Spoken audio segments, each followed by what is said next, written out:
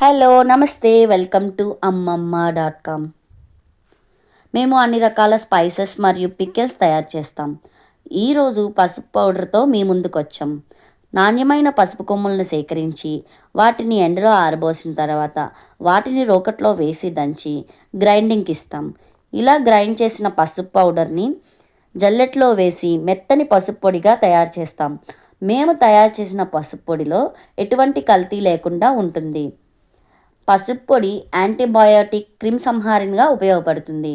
మేము తయారు చేసిన కల్తీ లేని పసుపును రోజు పొద్దున్నే ఒక గ్లాస్ హాట్ వాటర్లో ఒక స్పూన్ పసుపు పౌడర్ వేసి తాగినట్లయితే ఒంట్లో చెడు కొవ్వు కరిగిపోతుంది.